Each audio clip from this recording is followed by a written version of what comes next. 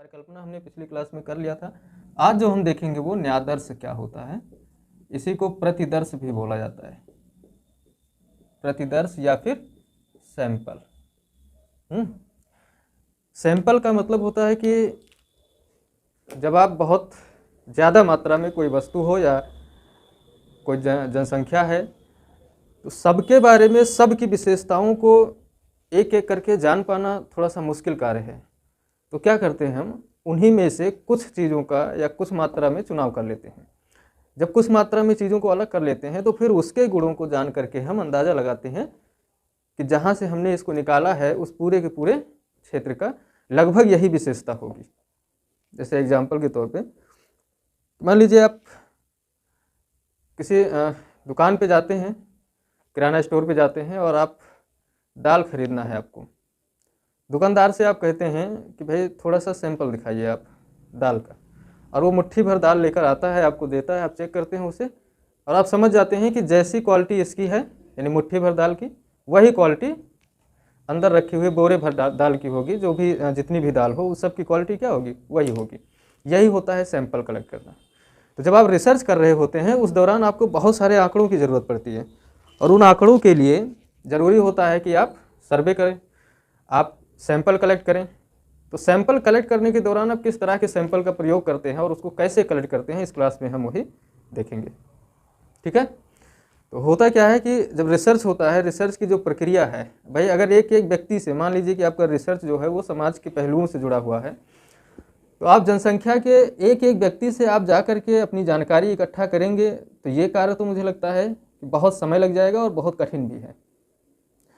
शोध की क्रिया को आसान बनाने के लिए और सरल बनाने के लिए क्या करते हैं, सैंपलिंग का काम किया जाता है। यानी व्यक्तियों या तथ्यों को चुनकर अलग करने की जो प्रक्रिया होती है वही सैंपलिंग है। ठीक है। तो न्यादर्श या प्रतिदर्श होता क्या है, शोध की प्रक्रिया को सरल, सुलभ और आसान बनाने के लिए क्या करते हैं, जनसंख्या में से, जनसंख्या या फिर आप कह सकते हैं वस्तु, कोई वस्तु भी तो हो सकती है जिसकी विशेषता आपको जानना हो, जैसे साइंस के विषयों में ऐसा आमतौर पे होता है। ठीक है। जनसंख्या या वस्तु में से कुछ व्यक्तियों या कुछ मात्रा में वस्तुओं का चयन करते हैं, कुछ मात्रा में वस्तुओं का चयन करना ही क्या कहलाता है, चयन करना ही सैंपलिंग कहलाता है। ठीक है, सैंपलिंग है। अब हम जो कुछ व्यक्ति चुने हैं, मान लीजिए जनसंख्या में अगर रिसर्च कर रहे हैं आप, जनसंख्या से संबंधित, तो वहाँ से पूरे क्षेत्र की जितनी भी जनसंख्या है उसका एक कुछ परसेंट आप ले लेंगे। जैसे अगर 10,000 लोग हैं तो आप 1,000 लोगों का चुनाव कर लें उसमें से। अब उन 1,000 लोगों की विशेषताओं का आप अध्ययन करें, उनके गुणों का अध्ययन करें और ये मान लें कि जो 10,000 लोग हैं लगभग उनके अंदर भी यही गुण मौजूद होंगे। ठीक है। या फिर कोई वस्तु है तो आप बहुत भारी मात्रा में वस्तुएं हैं तो एक जैसी जितनी भी वस्तुएं हों उसमें से कुछ सैंपल आप कलेक्ट कर लें और उस सैंपल का आप अध्ययन कर लें और पता करें कि इसकी ये विशेषता है, तो फिर सारी वस्तुओं की वही विशेषता होगी जो उस तरह की जितनी भी वस्तुएं हैं। ठीक है। तो सैंपलिंग का जो होता है वो यही है, आप समझ गए होंगे। इसके करने की विधियां कितनी हैं, सैंपलिंग की जो विधि होती है या प्रतिदर्श की जो विधियां हैं हम उन पे बात करते हैं। 2 तरह की विधियां हैं, यानी जो सैंपलिंग होता है वो 2 तरीके का हो सकता है। एक जो सैंपलिंग होता है इसे बोलते हैं संभाव्य प्रतिदर्श। क्या बोलते हैं, संभाव्य प्रतिदर्श, या फिर इसी को बोलते हैं प्रोबेबिलिटी। ठीक है, सैंपलिंग। प्रायिकता जिसे आप कहते हैं, प्रायिकता या संभावनाएं या संयोग, ये सब क्या है, इसी को बोलते हैं संभाव्य प्रतिदर्श।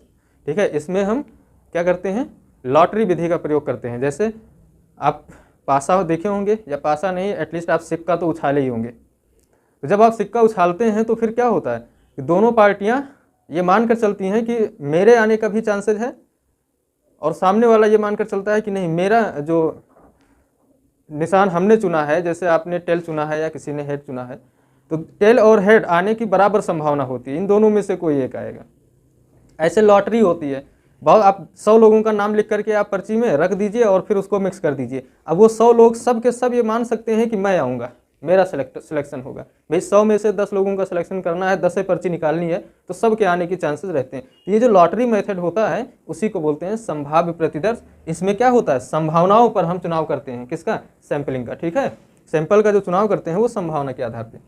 जो दूसरा प्रकार है इसका वो क्या होता है, असंभाव्य प्रतिदर्श।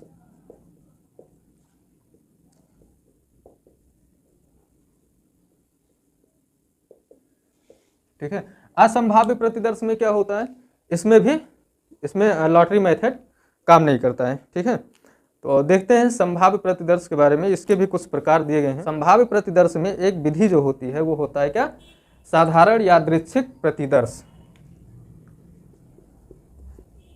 साधारण, ये क्वेश्चन आया हुआ है, यादृच्छिक प्रतिदर्श, इसको बोलते हैं क्या, सिंपल रैंडम सैंपलिंग। ठीक है, सिंपल रैंडम सैंपलिंग। इसमें क्या करते हैं, ये एकदम सिंपल होता है। जनसंख्या है, आप जनसंख्या में से गए एक क्षेत्र में, कहीं जनसंख्या से आपको बातचीत करना है, तो उसमें से मान लीजिए 10,000 जनसंख्या है, तो आपने 1000 लोगों का चुनाव किया लॉटरी मेथड से या किसी भी विधि से, और आपने क्या किया कि वो 1000 लोगों से आपने बातचीत करके अपना डाटा कलेक्ट कर लिया। तो ये होता है साधारण एकदम, इसमें कुछ सोचना समझना नहीं है, आपको बस तुक्का लगाना है।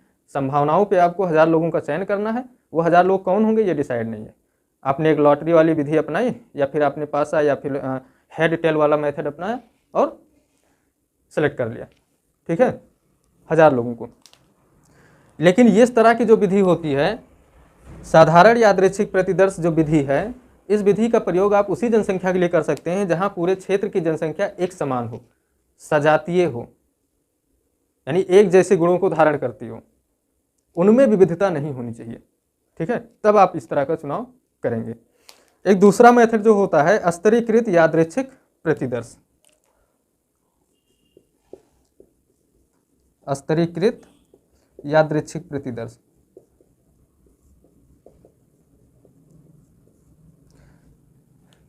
इसका मतलब हो गया स्ट्रेटिफाइड रैंडम सैंपलिंग। इसमें क्या करते हैं, यह विधि वहां अपनाई जाती है जहां पे जनसंख्या सजातीय नहीं है, जहां पे जनसंख्या अलग अलग यानी विषम जातीय है और वो अलग अलग विशेषताओं और गुणों को धारण करती है। तब हमारे लिए समस्या है कि हम इकट्ठे अगर चुनाव कर लें 1000 लोगों का तो फिर दिक्कत आ जाएगी। तो हम क्या करेंगे, उनको पूरी जनसंख्या को उनके गुणों और उनकी विशेषताओं के आधार पर क्या करेंगे, पहले अलग अलग बांटेंगे। किसके आधार पे, उनके गुण और उनकी विशेषताएं जो उनको अलग करती हूँ आपस में, उनको अलग अलग कर लेंगे। अब मान लीजिए 10,000 लोग हैं, पता लगा कि 3,000 लोगों की अलग विशेषताएं हैं, तो आप 3,000 लोगों को अलग कर एक कैटेगरी बना दीजिए। 4,000 लोगों की अलग विशेषताएं हैं, 4,000 की आपने एक अलग कैटेगरी बना दिया। ठीक है, 2,000 लोगों की अलग विशेषताएं हैं, 2,000 का आपने अलग कैटेगरी बना दिया, 1,000 को आपने अलग रखा। अब जब आप जितने लोगों को अलग अलग कैटेगरी बनाए हैं, इन सब में से एक औसत में आप क्या करेंगे, चुनाव करेंगे। 10% लोगों का चुनाव करना है कि 5% लोगों का करना है। ठीक है, जैसे हम यहाँ पर देख लेते हैं करके, ये मान लीजिए 10,000 लोग हैं। ठीक, ये 10,000 की जनसंख्या है, लेकिन ये जनसंख्या कैसी है, विषम जातीय है, यानी इनके जो गुण हैं और इनकी जो विशेषताएं हैं वो अलग अलग हैं। लेकिन ये नहीं पता कि कितने लोगों की विशेषताएं कितनी लोग कैसे हैं और कितने अलग हैं। तो फिर क्या करेंगे, इसमें से हम किसी एक प्रकार की विशेषता के लोगों को, मान लीजिए 5,000 लोग ऐसे हैं जिनकी विशेषताएं एक जैसी हैं। ठीक, इनको अलग कर लिए। फिर दूसरा ऐसा व्यक्ति मिला जो 3,000 लोग हैं लगभग, उनकी विशेषताएं डिफरेंट हैं। फिर 2,000 लोग हैं, उनकी विशेषताएं डिफरेंट हैं। अब इन सब का क्या होगा, एक स्तर हमने बना लिया। ठीक है, यहाँ पे लिखा हुआ है ना स्तरीकृत। अब क्या करेंगे, 10% हमें चुनना है, तो 10% में से इन 5,000 लोगों में से हम अगर 10% चुनेंगे तो फिर कितने लोग, कितनी जनसंख्या हमारे पास होगी भाई। अगर 5% 10% हमें चुनना है, 500 लोग होंगे। अगर 500 जनसंख्या यहाँ ले लिए, और यहाँ 3,000 में से 10% अगर चुनना है तो 300 यहाँ से हम ले लिए, 2,000 में से चुनना है तो 200 यहाँ से ले लिए। यह हम किस तरीके से, लॉटरी मेथड से ही निकालेंगे इनको। लेकिन एक डिसाइड तो किया जाएगा ना कि हमें इतनी प्रतिशत जनसंख्या को सैंपल के तौर पे लेना है, लेकिन कितना जो प्रतिशत है हमारा वो भी तो बटेगा जिस हिसाब से जनसंख्या होगी। अब पता लगा कि किसी क्षेत्र में 1000 पुरुष हैं और 1200 महिलाएं हैं, ठीक है, तो हमें क्या करना चाहिए, हमें महिलाओं को अलग और पुरुषों को अलग करके ही सैंपल कलेक्ट करना चाहिए। क्यों? क्योंकि अगर हम एक जगह पे करके कलेक्ट करेंगे तो महिलाओं का प्रतिनिधित्व तो कम हो जाएगा। वही पुरुषों में से हमने 10 लोगों का चुनाव किया, अगर महिलाओं में से भी 10 लोगों का चुनाव कर लिया तो फिर 100 पुरुष पे एक पुरुष हमने चुना, 100 महिलाओं पे भी एक महिला हमें चुनना चाहिए, तो फिर 12 महिलाओं का चुनाव करना चाहिए हमें। भाई 1200 महिलाएं हैं ना, तो 12 महिलाओं का चुनाव करना चाहिए। तो इसीलिए स्तरीकृत किया जाता है उनको, यानी कई स्तरों में अलग अलग विशेषताओं के आधार पर उन्हें बांट दिया जाता है। अब इन 3 2 5 और 5 10 1000 सैंपल हमारे पास हो गया। अब इनके गुणों का हम अध्ययन करेंगे और फिर ये मान लेंगे कि 10,000 लोगों का की विशेषताएं लगभग ऐसी ही हैं। तो ये जो होता है यादृच्छिक स्तरीकृत यादृच्छिक प्रतिदर्श होता है, यानी स्ट्रेटिफाइड रैंडम सैंपलिंग होता है, ठीक है। पहले वाले में हमने क्या था कि क्या किया कि उसमें से हमने ये स्तरों में उनको डिवाइड नहीं किया था, ठीक है, बस ऐसे ही निकाल लिया था। एक होता है समूह या गुच्छ प्रतिदर्श, इसी में एक होता है समूह या गुच्छ। ये गुच्छ शब्द याद रखिएगा क्योंकि यही एग्जाम में आया हुआ है। गुच्छ का मतलब होता है कि जब जनसंख्या गुच्छों में पाई जाए, छोटे छोटे गुच्छे तो आप जानते हैं जैसे अंगूर के गुच्छे होते हैं, जब छोटे छोटे समूहों में जनसंख्या दूर तक बिखरी हो तब इस विधि का हम प्रयोग करते हैं, ठीक है। इसमें क्या करते हैं, मान लीजिए कि बहुत सारी बस्तियां हैं, यहाँ पे 5000 लोग रह रहे हैं, पता लगा इस बस्ती में 1000 लोग रह रहे हैं, यहाँ पे 2000 लोग रह रहे हैं, ठीक, यहाँ पे कितने लोग हैं, यहाँ पर भी 2000 लोग मान लीजिए। तो पूरी जनसंख्या क्या है, जितनी जनसंख्या उस क्षेत्र की है वो अलग अलग जगहों पर छोटे छोटे गांव में बिखरी हुई जनसंख्या, एक जगह पे है ही नहीं। तो बाबा आपके लिए जानकर ये जरूरी है, लॉटरी मेथड तो आप अपनाएंगे, लेकिन क्या आप ये मान लेंगे कि इस पूरे क्षेत्र में 10,000 जनसंख्या है, हमें 1000 लोगों का चुनाव करना है, तब तो आप हो सकता है कि इसी गांव में से आप 5000 लोगों में से 1000 का चुनाव कर लें, या फिर ये पूरा गांव है आप चुन लीजिए, या फिर इसमें से। तो ऐसा करने से क्या असमानता ये होगी कि इस गांव में अगर अलग विशेषता वाला व्यक्ति पाया जाता है, कुछ गुण उसके हैं जो उस गांव में कुछ अलग है, मान लीजिए परंपराएं ही हैं, कुछ अलग परंपरा हो सकती है ना उस गांव में, तो फिर आपका जो रिसर्च होगा वो कमियों से उसमें त्रुटि रह जाएगी, सही निष्कर्ष तक आप नहीं पहुंचेंगे। तो आपके लिए जरूरी है कि पहले आप ये देख लें कि हर क्षेत्र में जनसंख्या कितनी है हर गांव में। तो जहां 5000 है, अब आप 1000 सैंपल कलेक्ट करना, आपने कहा कि चलिए ठीक है, मैं हर गांव से जितनी जनसंख्या है उतनी जनसंख्या का क्या करते हैं 5% सैंपल के तौर पे सेलेक्ट करेंगे।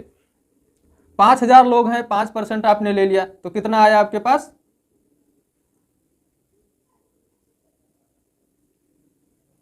250 लोग आ गए।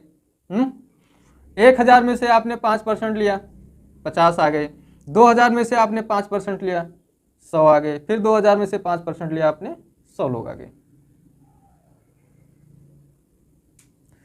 ठीक है। तो 10,000 का 5%, 500 लोगों को आपने चुना। अब इससे क्या हुआ कि जो सैंपल है आपके पास, जो सैंपल है उसमें किसी भी वर्ग या समूह या फिर किसी भी क्षेत्र के जनसंख्या का असमान रूप से चुनाव नहीं हुआ, बल्कि हर क्षेत्र में जनसंख्या में प्रतिशत के आधार पर आपने सैंपल कलेक्ट किया। लेकिन ये विधि जो कलेक्ट करने की है वो क्या है, वो लॉटरी विधि है। यानी ये जो 2000 लोग हैं, 2000 में से आपने जो 100 लोगों का चुनाव किया, पहले से डिसाइड नहीं किए थे आप इसी व्यक्ति का चुनाव करेंगे।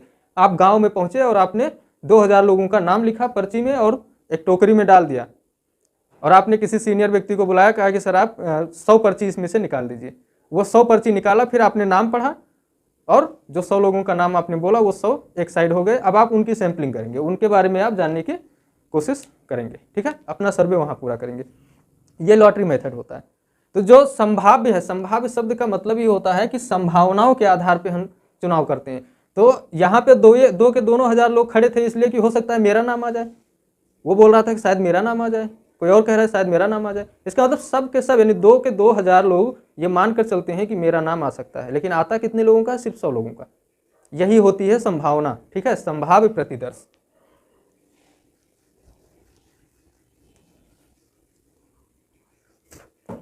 अब हम बात कर लेते हैं असंभाव्य प्रतिदर्श का, कि असंभाव्य प्रतिदर्श क्या होता है। नॉन प्रोबेबिलिटी सैंपलिंग, यानी जिसमें लॉटरी मेथड का उपयोग हम नहीं करते हैं। यानी शोधकर्ता अपने विवेक, अपनी सूझबूझ, अपना अनुभव, यानी जो रिसर्चर है, और अपने तौर तरीके से वो सैंपल का चुनाव कर लेता है। यानी यहाँ पे कोई ऐसा नहीं है कि हाँ लॉटरी विधि कोई होगी या फिर आप तुक्का लगाएंगे या फिर संभावनाओं के आधार पे चुनेंगे, नहीं। आप रिसर्चर हैं, आप अपनी सूझबूझ, अपनी समझ और अपने अनुभव के आधार पे क्या करेंगे, चुनाव करेंगे उन लोगों का जिनसे आपको डाटा कलेक्ट करना है, ठीक है, सैंपल के तौर पे। इसमें एक मेथड होता है कोटा सैंपलिंग। क्या होता है? कोटा सैंपलिंग। कोटा सैंपलिंग में हम क्या करते हैं, जो शोधकर्ता होते हैं, कोटा सैंपलिंग में शोधकर्ता जनसंख्या के गुणों और उनकी विशेषताओं के आधार पे अलग अलग स्तरों में, जैसे ये स्तरीकृत यादृच्छिक प्रतिदर्श होता है ना, ये कुछ ऐसे ही होता है। अपने अनुसार फर्क सिर्फ इतना आएगा कि वहाँ पे लॉटरी मेथड का उपयोग किया गया स्तरीकृत में, इसमें, और यहाँ पे जब सिलेक्शन लेना होगा, चुनाव करना होगा, तो शोधकर्ता कह देगा कि भाई तुम आओ। बस इतना ही फर्क है, ठीक है। तो क्या करते हैं, विशेषताओं के आधार पे उनको कई वर्गों में या कई स्तरों में बांट दिया जाता है जनसंख्या को, और फिर उसमें से अपनी मर्जी से सैंपल का यानी कुछ व्यक्तियों का चयन करते हैं, ठीक है। ये अब इसमें बस इतने शामिल है, डिफरेंट है, यादृच्छिक जो स्तरीकृत सैंपलिंग है उसमें और इसमें कोटा सैंपलिंग में इतना ही फर्क है कि स्तरीकृत में आपने लॉटरी मेथड अपनाया था और यहाँ पर आपने अपनी मर्जी से कहा कि अब इस ग्रुप में से या इस स्तर में से इतने लोग आप बाहर आ जाइए, ठीक है, आपसे ही बातचीत करनी है। एक होता है आकस्मिक प्रतिदर्श। क्या होता है? आकस्मिक प्रतिदर्श। इसमें क्या होता है, एक्सीडेंटल सैंपलिंग जो होती है, इस तरीके के शोध में क्या होता है कि शोधकर्ता पहले से कोई प्लान नहीं बनाते हैं, कोई योजना नहीं बनाते हैं कि हमें सैंपलिंग करनी है। अचानक से संयोग बस क्या होता है, कोई व्यक्ति आता है और रिसर्चर यानी शोधकर्ता से कहता है कि भाई मैं सूचना देने के लिए तैयार हूं, और शोधकर्ता उनसे प्रश्न पूछते हैं और उनको आंकड़े मिल जाते हैं। यानी एक्सीडेंटली पता लगा कि आप कहीं बैठे हैं, चाय पी रहे हैं, अचानक से कोई आया और बोला कि आप सुना है आप इस विषय पर रिसर्च कर रहे हैं। आपने कहा हाँ, तो उसने कहा कि इस विषय में महत्वपूर्ण जानकारी मेरे पास है, मैं आपको बताना चाहता हूँ। ये हो गया क्या, आकस्मिक प्रतिदर्श। एक होता है उद्देश्यपूर्ण प्रतिदर्श, इसी में, ठीक है, उद्देश्यपूर्ण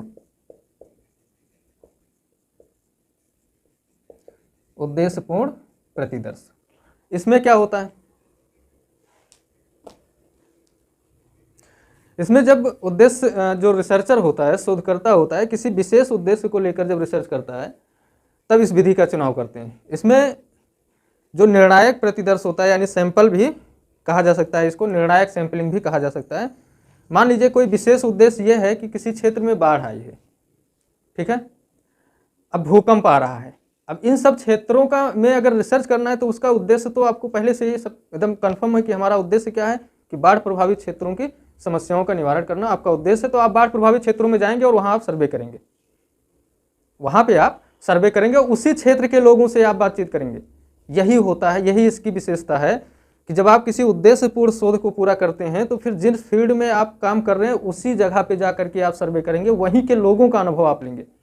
अब पता लगा कि आप मैदान में सर्वे कर रहे हैं और आपका सर्वे है किस क्षेत्र से संबंधित, बाढ़ वाले क्षेत्र से, जहाँ पे जो तराई का क्षेत्र है, तो भाई वो सर्वे आपका सही नहीं होगा, आंकड़े गलत होंगे। क्यों? क्योंकि रात में 2 बजे मकान डूबने का अनुभव तो उसे पता है ना जो बाढ़ वाले क्षेत्र में रह रहा है, उसे क्या पता जो मैदानी क्षेत्र में रह रहा है, उसे क्या पता बाढ़ का अनुभव कैसा होता है। तो आपको रिसर्च कर रहे हैं, आपको सही आंकड़े चाहिए, तो आपको सही आंकड़े और व्यवस्थित और तार्किक रूप से भी सही वहीं पे मिलेंगे जहाँ पे वो घटना हो रही है, ठीक, ये आप ध्यान में रखिएगा। इसी में एक होता है हिमगेंद न्यादर्श, ये इंपॉर्टेंट है, ये भी पूछा गया है, ठीक है, हिमगेंद न्यादर्श, इसको बोलते हैं ना स्नोबॉल सैंपलिंग। स्नोबॉल सैंपलिंग क्या होती है, इसमें जो प्रारंभिक जानकारी होती है कुछ व्यक्तियों से प्राप्त की जाती है, ठीक, प्रारंभिक जानकारी कुछ व्यक्तियों से, यानी आपके शोध से संबंधित जो आपका विषय है उससे संबंधित प्रारंभिक जानकारी, जो शुरुआत की जानकारी है, उसे कुछ व्यक्तियों से प्राप्त की जाती है। और फिर ये व्यक्ति आंकड़ों के लिए क्या करते हैं, कुछ और व्यक्तियों का नाम सुझाते हैं।